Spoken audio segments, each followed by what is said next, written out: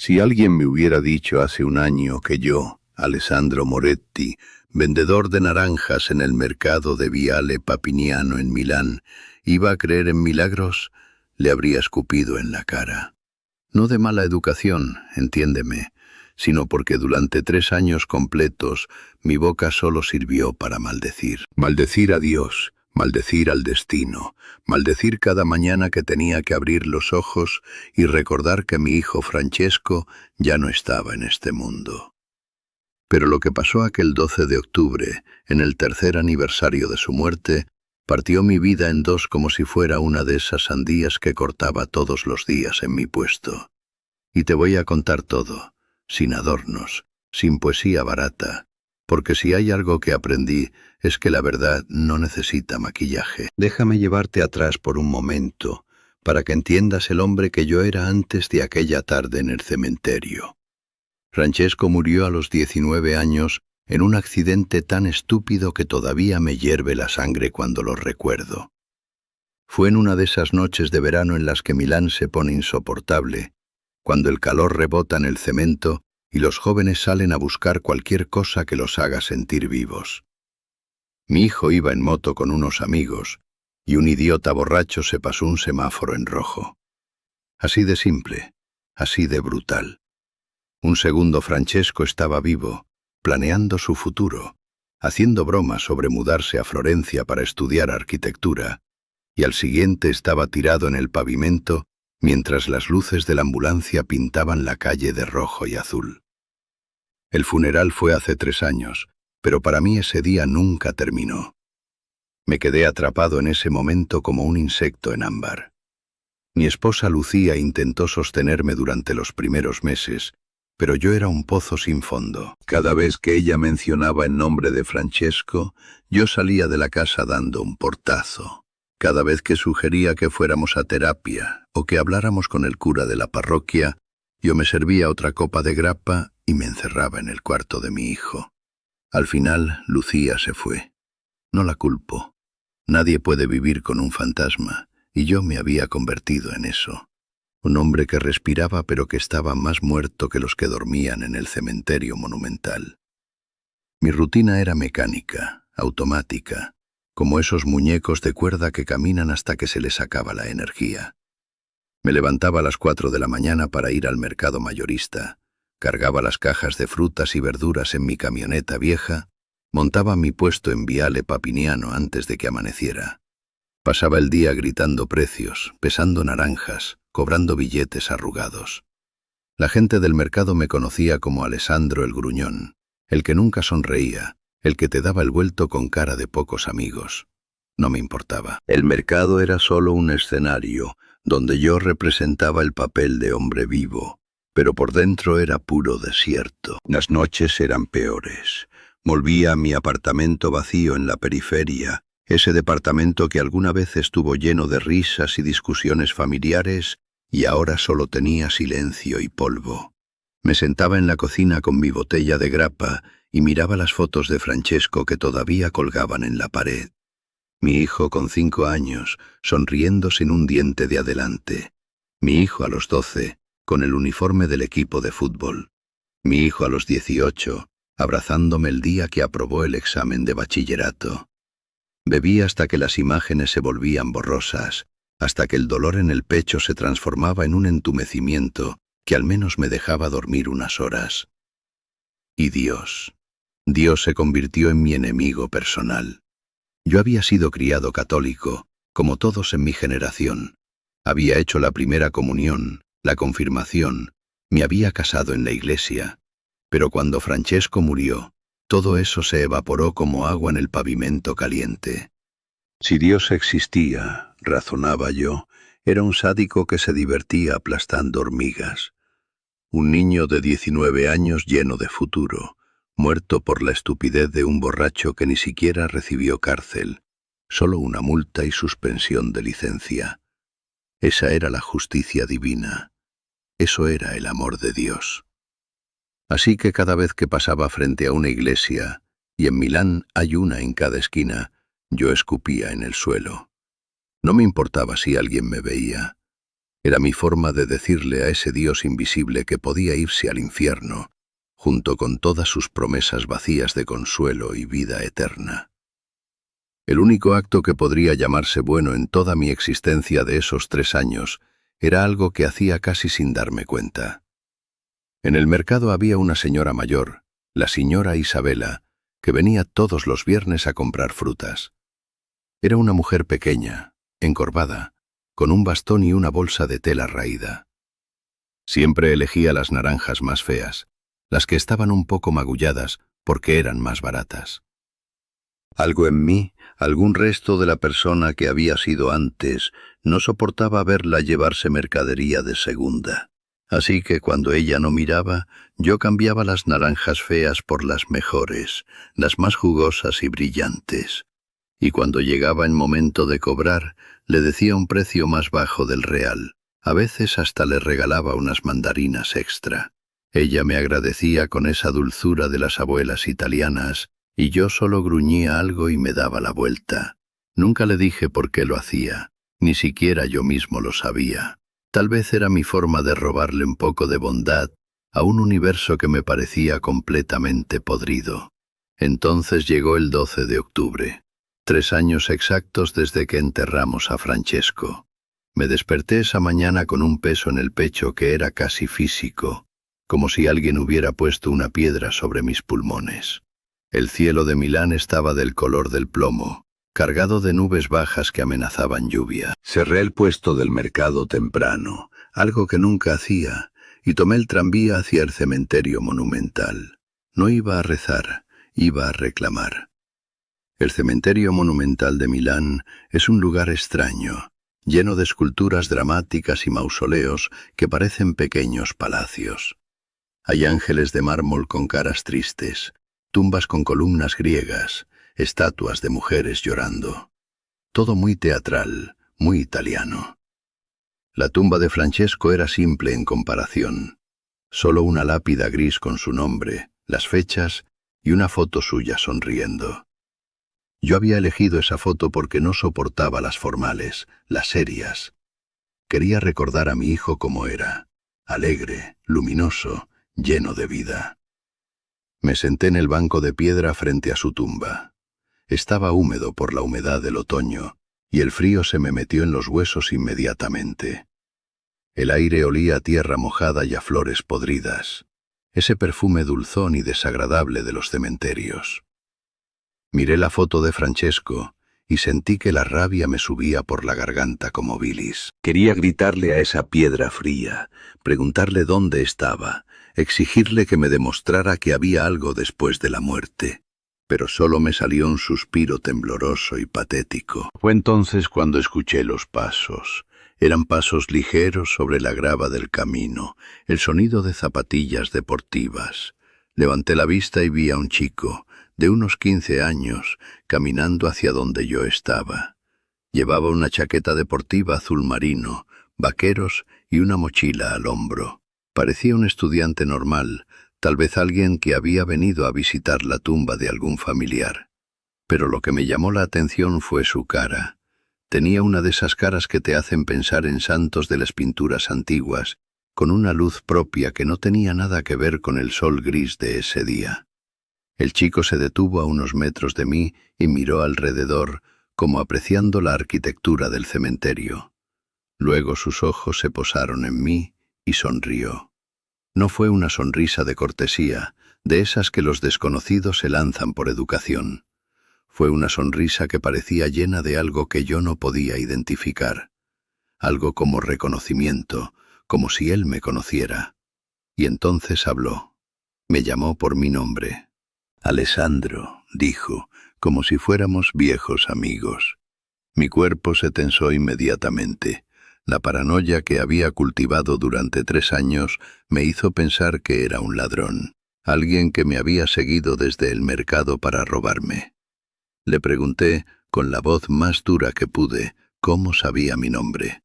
Mi agresividad era obvia, pero él no pareció intimidado en absoluto.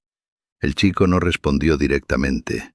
En lugar de eso, miró la foto de Francesco en la lápide y luego volvió a mirarme. Sus ojos eran oscuros pero increíblemente profundos, como si pudieran ver a través de mi piel, mis huesos, hasta lo más profundo de mi alma rota. Y entonces dijo algo que me dejó paralizado. Me dijo que Francesco había mandado un mensaje, que yo no necesitaba seguir cargando ese peso, que mi hijo me veía todos los días en el mercado. Sentí como si alguien me hubiera dado un puñetazo en el estómago. El aire se me escapó de los pulmones. Nadie sabía que yo trabajaba en el mercado, nadie fuera de mi círculo más cercano. Yo no llevaba uniforme, no tenía tarjetas de presentación. Era solo Alessandro, el vendedor de frutas, uno más entre cientos en Milán. ¿Cómo podía este chico desconocido saber eso? ¿Y cómo se atrevía a mencionar a Francesco como si tuviera alguna conexión con él? Pero el chico no había terminado. Siguió hablando, con una voz tranquila y clara, que contrastaba completamente con el caos que se estaba desatando en mi cabeza. Me dijo algo que hizo que mi sangre se congelara. Mencionó a la señora Isabela.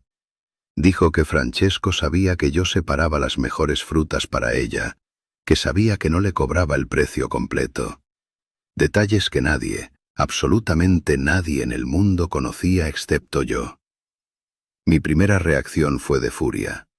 Pensé que era una broma cruel, que alguien del mercado me estaba haciendo una jugada pesada por alguna razón que no podía comprender. Intenté agarrar al chico del brazo, dispuesto a sacudirlo hasta que me dijera quién lo había enviado, cómo sabía esas cosas, pero él se apartó con una facilidad que parecía sobrenatural, como si hubiera anticipado mi movimiento antes de que yo mismo lo pensara. Y entonces el chico me dijo su nombre. Se llamaba Carlo. Me informó con esa misma calma desconcertante, y agregó algo que sonaba completamente loco. Me dijo que el camino al cielo era la Eucaristía, no el alcohol. Lo dijo como si fuera un hecho, como si estuviera compartiendo una dirección o una receta de cocina. Antes de que pudiera procesar esas palabras, antes de que pudiera reaccionar de alguna forma coherente, el chico empezó a caminar hacia el portón lateral del cementerio. Yo lo seguí, por supuesto. Mis piernas se movían automáticamente, aunque sentía como si estuviera caminando a través de lodo espeso. Tenía que alcanzarlo. Tenía que obligarlo a explicarme qué demonios estaba pasando. Pero cuando llegué al portón, cuando salí a la calle, el chico había desaparecido, completamente. Miré en todas direcciones. La calle estaba vacía excepto por los tranvías que pasaban bajo la llovizna fina que había empezado a caer. No había ningún chico con chaqueta azul. No había nadie. Volví a casa en un estado de shock en que no puedo describir adecuadamente. Era como si mi cerebro estuviera tratando de procesar algo que desafiaba todas las leyes de la lógica y la razón. Durante el trayecto en tranvía, las palabras del chico resonaban en mi cabeza una y otra vez. Francesco te ve todos los días en el mercado. El camino al cielo es la Eucaristía. Carlo. Cuando llegué a mi apartamento, lo primero que hice fue abrir mi laptop vieja. Mis manos temblaban mientras escribía en Google. Carlo, cementerio, Milán. Los resultados que aparecieron me hicieron sentir que el suelo se abría bajo mis pies. Carlo Acutis, un chico italiano que había muerto en 2006, a los 15 años, de leucemia. Un chico que había sido beatificado por la Iglesia Católica, que era conocido por su devoción a la Eucaristía, por documentar milagros eucarísticos en un sitio web que había creado antes de su muerte. Y la foto. Cuando vi la foto oficial de Carlo Acutis, sentí que mi corazón se detenía. Era él. La misma cara, los mismos ojos profundos, la misma sonrisa que parecía llevar una luz propia. El chico que me había hablado en el cementerio era idéntico al chico de esas fotografías. Un chico que había muerto 17 años antes de ese encuentro. Un chico que ahora, según la Iglesia, era beato, un paso antes de ser santo. Pasé toda la noche sin dormir, sentado en la cocina, mirando la pantalla de mi laptop, Y luego las fotos de Francesco en la pared. Mi mente trataba desesperadamente de encontrar una explicación racional. Tal vez era un pariente de Carlo Acutis, alguien con un parecido familiar asombroso que se hacía pasar por él para engañar a gente vulnerable en los cementerios. Tal vez yo había tenido una alucinación, un episodio psicótico provocado por el aniversario de la muerte de mi hijo y los 3 años de dolor acumulado. Tal vez había bebido demasiada grappa la noche anterior y estaba experimentando algún tipo de resaca psicológica. Pero había un problema con todas esas explicaciones racionales. El chico sabía cosas que nadie podía saber. Los detalles sobre la señora Isabela, sobre las frutas, sobre el hecho de que yo no le cobraba el precio completo. Esas eran acciones que yo hacía en secreto, casi avergonzado de tener esos pequeños gestos de bondad en medio de mi amargura general. Nadie me veía cambiar las naranjas. Nadie prestaba atención cuando le daba el vuelto a la señora Isabela. Eran momentos invisibles, fragmentos de decencia que yo mismo apenas reconocía. Al día siguiente tuve que ir a trabajar aunque no había dormido nada. Monté mi puesto en el mercado con manos temblorosas, cometiendo errores estúpidos como poner las naranjas donde iban las manzanas. Los otros vendedores me miraban raro, probablemente pensando que finalmente me había vuelto completamente loco. Yo los ignoraba. Estaba demasiado ocupado mirando alrededor, buscando señales, esperando ver a Francesco entre la multitud, esperando que el chico del cementerio apareciera de nuevo para darme más respuestas. La mañana transcurrió en una nebulosa. Atendía a los clientes de forma automática, pesaba frutas, cobraba dinero, pero mi mente estaba en otro lugar completamente. Mi escepticismo, ese muro de concreto que había construido durante 3 años, luchaba por mantenerse en pie. Me decía que todo tenía que tener una explicación lógica, que los milagros no existían, que la vida después de la muerte era un cuento que la gente se contaba para no tener miedo. Y entonces pasó lo del tablet. Uso un tablet viejo para llevar el registro de mi inventario y las ventas del día.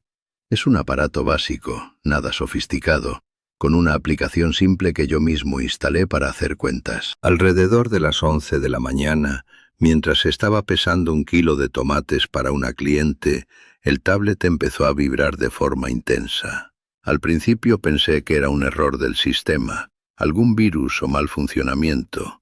Terminé de atender a la cliente y tomé el tablet para revisar qué pasaba. Cuando desbloqueé la pantalla, no apareció mi hoja de cálculo habitual con las columnas de productos y precios. En su lugar, había un icono de vídeo parpadeando.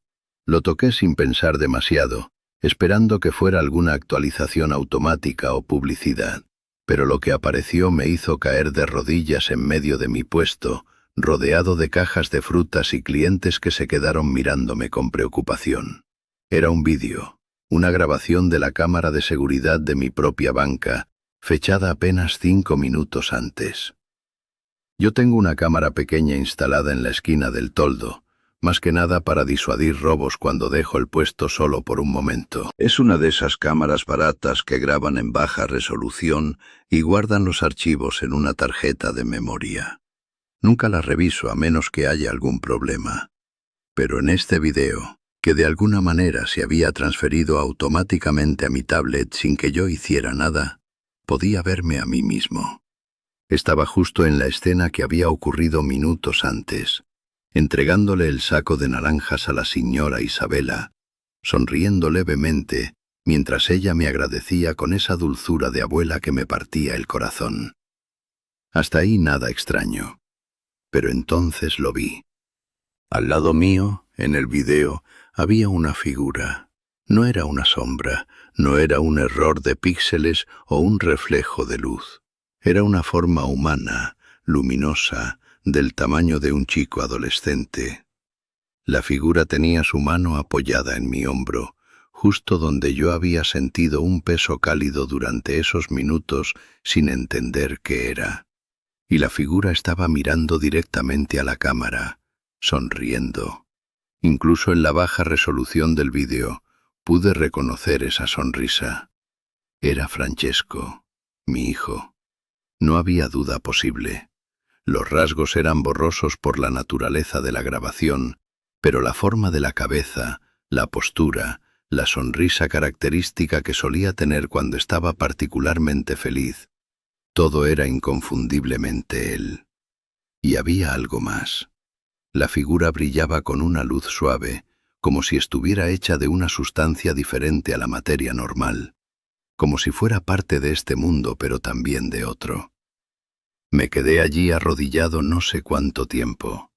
Las lágrimas corrían por mi cara sin control, cayendo sobre el pavimento del mercado. La gente se arremolinó a mi alrededor preguntándome si estaba bien, si necesitaba ayuda, si tenía que llamar a una ambulancia. Yo no podía hablar. Solo sostenía el tablet contra mi pecho, viendo el video una y otra vez, cada repetición confirmando lo que mis ojos veían, pero mi cerebro todavía trataba de rechazar. Y entonces lo olí. En medio del mercado, con sus olores habituales de pescado, carne, especias y sudor, llegó un aroma completamente diferente. Era el olor a pan recién horneado mezclado con rosas frescas. Un perfume imposible, que no tenía ninguna fuente visible. Nadie más parecía notarlo, o tal vez sí lo notaban, pero no le daban importancia. Para mí, ese olor fue la confirmación final. Era el mismo olor que había en nuestra casa cuando Francesco era niño y Lucía horneaba focaccia los domingos. Era el olor del jardín de mi madre, donde Francesco jugaba entre los rosales cuando tenía 5 años. Alguien me ayudó a levantarme. Uno de los vendedores vecinos, Giuseppe, me llevó a una silla detrás de mi puesto y me trajo un vaso de agua. Me preguntó si había recibido malas noticias, si alguien había muerto. La ironía de esa pregunta me habría hecho reír en otras circunstancias. Logré balbucear que estaba bien, que solo había sido un mareo. Giuseppe no parecía convencido, pero me dejó solo después de asegurarse de que podía sostener el vaso sin temblores. Cuando el mercado se calmó un poco, revisé el archivo del vídeo más detenidamente. El nombre del archivo era lo que finalmente destrozó las últimas defensas de mi escepticismo. No era el nombre genérico que la cámara solía asignar, esas combinaciones de números y letras sin sentido. El archivo se llamaba Presente de Carlo.mp4. Presente de Carlo. Como si alguien hubiera renombrado el archivo manualmente. Pero nadie tenía acceso a mi tablet excepto yo. Nadie había tocado mi sistema. El archivo simplemente había aparecido con ese nombre imposible, conteniendo evidencia imposible de algo que la ciencia nunca podría explicar. Cerré el puesto temprano ese día, algo que solo había hecho una vez antes en 3 años, el día del funeral de Francesco. Caminé por las calles de Milán sin rumbo fijo, con el tablet en mi mochila como si fuera el tesoro más preciado del mundo. Mi mente era un torbellino. Todas las certezas que había construido durante 3 años se estaban desmoronando. Toda la rabia contra Dios, toda la amargura contra el universo, toda la convicción de que la muerte era el final absoluto, todo eso se estaba cayendo a pedazos como un edificio demolido. Francesco estaba en algún lugar. No sé dónde, no sé cómo. No tengo las palabras teológicas correctas para describirlo. Pero estaba en algún lugar desde donde podía verme. Me veía todos los días en el mercado, como el chico del cementerio había dicho. Me veía cuando trataba con los clientes, cuando pesaba las frutas, cuando hacía mis pequeños actos de bondad escondida con la señora Isabela. Y de alguna forma, a través de Carlo Acutis, un beato muerto 17 años antes, Francesco había encontrado la manera de decirme que estaba bien, que yo no tenía que seguir destruyéndome con la culpa y el dolor. Esa noche hice algo que no había hecho en 3 años. Entré a una iglesia. Era una pequeña iglesia en mi barrio, San Lorenzo, a la que solía ir con Lucía cuando estábamos recién casados. Empujé la puerta de madera pesada y entré al espacio silencioso y fresco. Olía a incienso y cera de vela. Las luces eran tenues, Solo las velas votivas brillaban frente a las estatuas de santos. No había nadie más ahí excepto una anciana rezando el rosario en un banco de adelante. Me senté en el último banco, lo más lejos posible del altar. Miré el crucifijo que colgaba sobre el tabernáculo. Durante 3 años había odiado esa imagen. La cruz me parecía el símbolo de todo lo que estaba mal en el mundo, de todo el sufrimiento injusto. Pero ahora, con el video de Francesco guardado en mi tablet, con las palabras de Carlos resonando en mi mente, el crucifijo se veía diferente. Se veía como lo que realmente era, un puente entre este mundo de dolor y ese otro lugar donde Francesco estaba esperando. No supe rezar. Había olvidado las oraciones formales, las que había memorizado de niño. Así que solo hablé en voz baja, casi en un susurro, porque no quería que la anciana me escuchara. Le dije a Dios que lo sentía, que sentía haber escupido frente a sus iglesias, haber maldecido su nombre, haber rechazado todo consuelo. Le dije que había estado ciego de dolor y que el dolor te puede convertir en un monstruo sin que te des cuenta. Le pedí perdón por haber culpado a la existencia misma por la muerte de mi hijo, cuando en realidad solo había sido un terrible accidente, el resultado de la estupidez humana y el libre albedrío que todos tenemos. Y le agradecí. Le agradecí por Carlo Acutis, por ese chico extraordinario que había usado su corta vida para señalar hacia la Eucaristía, hacia el misterio del cuerpo de Cristo como el camino al cielo. Le agradecí por haberme enviado ese mensaje cuando más lo necesitaba, en el 3er aniversario de la muerte de Francesco, cuando estaba más cerca que nunca de darme por vencido completamente. Le agradecí por el video imposible, por esa evidencia física que había sido capaz de atravesar mi escepticismo endurecido. Los días siguientes fueron extraños. No fue una transformación instantánea. No me convertí en un santo de la noche a la mañana. Todavía tenía momentos de duda, momentos en los que mi vieja forma de pensar trataba de convencerme de que todo había sido una alucinación elaborada. Pero cada vez que esas dudas aparecían, abría el tablet y miraba el vídeo. Y ahí estaba Francesco, con su mano en mi hombro, sonriendo a la cámara. Evidencia irrefutable de que hay más en este universo de lo que nuestros sentidos limitados pueden percibir. Empecé a hacer cambios pequeños pero significativos. Dejé la grappa. No fue fácil. Durante 3 años, el alcohol había sido mi forma de escapar del dolor, de apagar las voces en mi cabeza que me recordaban constantemente lo que había perdido. Pero ahora tenía algo mejor que el alcohol. Tenía esperanza. Tenía la certeza de que volvería a ver a Francesco, no en esta vida, pero sí en la siguiente. Volví a la iglesia de San Lorenzo. Al principio solo iba a sentarme en silencio, dejando que la paz del lugar se filtrara en mis huesos cansados.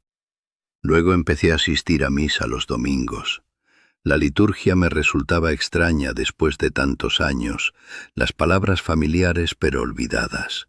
Pero poco a poco fui recordando. Y cuando llegaba el momento de la Eucaristía, cuando el sacerdote levantaba la hostia y repetía las palabras que Cristo había dicho en la última cena, yo pensaba en Carlo Acutis. Pensaba en un chico de 15 años que había visto en ese pedazo de pan algo que la mayoría de nosotros no podemos ver. El cuerpo real de Cristo, el camino al cielo. La primera vez que recibí la comunión después de 3 años, lloré. Recibí la hostia con manos temblorosas y volví a mi banco con lágrimas corriendo por mi cara. No me importó quién me viera. Sentí algo que no había sentido desde antes de la muerte de Francesco. Sentí paz, no la ausencia de dolor, porque el dolor todavía estaba ahí. Probablemente estaría ahí el resto de mi vida. Pero era un dolor diferente ahora. No era un dolor que me destruía. Era un dolor que me conectaba con algo más grande, con el sufrimiento de Cristo en la cruz, con el sufrimiento de María perdiendo a su hijo, con el sufrimiento de todos los padres que han enterrado a sus hijos a lo largo de la historia. Mi puesto en el mercado también cambió. No en lo externo, seguía vendiendo las mismas frutas y verduras, seguía gritando los mismos precios. Pero algo había cambiado en mí que la gente podía percibir. Los clientes empezaron a comentar que me veía diferente, que parecía más tranquilo. Giuseppe, el vendedor vecino, me preguntó qué había pasado ese día que me desmayé. Le dije que había recibido buenas noticias. No mentí. Había recibido la mejor noticia posible, que mi hijo estaba bien, que me estaba viendo, que esperaba por mí en algún lugar más allá de este mundo de dolor. Empecé a ser más generoso, no solo con la señora Isabella, sino con todos. Si una madre con niños pequeños no tenía suficiente dinero para pagar todas las verduras que necesitaba, yo les regalaba algunas. Si un estudiante claramente sin recursos venía buscando frutas baratas, yo le daba las mejores por el precio de las peores. No lo hacía para ganarme puntos con Dios o para comprar mi entrada al cielo. Lo hacía porque ahora entendía algo fundamental, que cada acto de bondad, cada momento de generosidad, nos acerca un poco más a ese lugar donde Francesco está esperando. Y Carlo Acutis. Empecé a investigar más sobre él, a leer su historia. Me enteré de que había nacido en Londres, pero se había criado en Milán, en mi misma ciudad. Que había sido un chico normal en muchos aspectos. Le gustaban los videojuegos y las películas. Tenía amigos, jugaba fútbol. Pero tenía algo extraordinario, una devoción profunda a la Eucaristía que había comenzado desde su primera comunión a los 7 años. Solía decir que la Eucaristía era su autopista al cielo. Cuando murió de leucemia fulminante en 2006, solo 15 días después del diagnóstico, había dejado un legado increíble. Había catalogado todos los milagros eucarísticos documentados en el mundo, creando una exposición que todavía viaja por diferentes países. Había vivido sus 15 años con una intensidad y propósito que la mayoría de nosotros no logramos en 80 años. Y ahora, beatificado en 2020, se había convertido en un intercesor poderoso, especialmente para los jóvenes, para la gente que había perdido la fe, para los que sufrían. Me di cuenta de que no era coincidencia que Carlo hubiera venido a mí en el cementerio. Él sabía lo que yo necesitaba escuchar. Sabía que 3 años de rabia y alcohol me estaban matando lentamente. Sabía que yo necesitaba evidencia, porque mi fe estaba completamente destruida. Y me la había dado. Me había dado el mensaje de Francesco, los detalles sobre la señora Isabella que nadie podía saber, y luego, a través de ese vídeo imposible, la prueba física que mi mente científica necesitaba para poder creer de nuevo. Ahora, cuando voy al cementerio monumental a visitar la tumba de Francesco, ya no voy a reclamar, voy a agradecer. Agradezco por los 19 años que tuve con mi hijo, por cada risa, cada abrazo, cada discusión tonta sobre el fútbol o la política. Agradezco por el dolor, porque el dolor es la otra cara del amor, y solo duele tanto porque amamos tanto. Agradezco por Carlo Acutis, por su intercesión, por su mensaje que llegó exactamente cuando yo estaba al borde del abismo.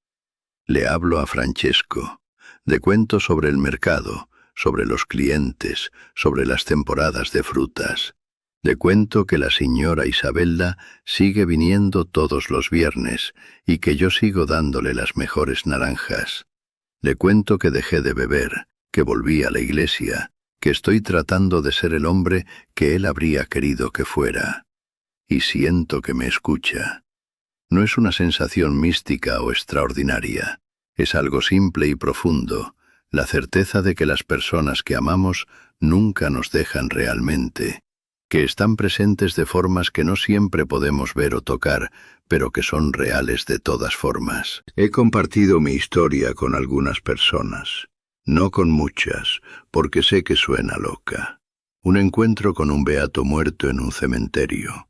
Un video que muestra a mi hijo fallecido con su mano en mi hombro. Suena como el delirio de un hombre roto por el dolor. Pero tengo el vídeo. Lo he mostrado a algunos amigos cercanos, al sacerdote de San Lorenzo. Todos ven lo mismo que yo. Esa figura luminosa, inconfundiblemente humana, inconfundiblemente presente, en una grabación que según todas las leyes de la física no debería existir. Algunos me han dicho que es un error de la cámara, un efecto de luz, pareidolia digital. Yo los dejo pensar lo que quieran. Yo sé lo que vi en el cementerio. Yo sé lo que siento en mi corazón. Y eso es suficiente para mí. No necesito convencer a nadie más. Esta experiencia fue para mí un regalo de un Dios que yo había rechazado, pero que nunca me rechazó a mí, que esperó pacientemente durante 3 años de rabia y blasfemias, hasta que estuve listo para escuchar. Mi vida ahora tiene un propósito diferente. Todavía vendo naranjas en el mercado de Viale Papiniano. Todavía me levanto a las 4 de la mañana y cargo cajas pesadas. Todavía discuto con clientes sobre precios y calidad. Pero todo eso ahora es solo la superficie. Debajo hay una corriente más profunda. Cada día es una oportunidad de vivir de una forma que honre la memoria de Francesco, de seguir el ejemplo de Carlo Acutis, de acercarme un paso más a ese lugar donde volveré a abrazar a mi hijo. He aprendido que la muerte no es el final, es solo una puerta. Del otro lado de esa puerta, Francesco me está esperando. Del otro lado, todos los que hemos perdido nos están esperando. Y el camino para llegar ahí, como Carlo me enseñó, es la Eucaristía. Es el amor, es la bondad, es la fe, incluso cuando todo a nuestro alrededor parece gritar que la fe es una tontería. A veces, cuando estoy en mi puesto del mercado en una mañana particularmente tranquila, siento un peso cálido en mi hombro. No es físico, no es algo que pueda tocar, pero está ahí. Y yo sé que es Francesco. Está ahí, mirándome trabajar, orgulloso de que su padre finalmente haya encontrado el camino de regreso a la luz después de 3 años perdido en la oscuridad. Y cuando siento ese peso, sonrío de verdad. No las sonrisas falsas que daba antes. Sonrío porque sé que estoy siendo visto, amado, esperado. Antes de despedirme, tengo mucha curiosidad.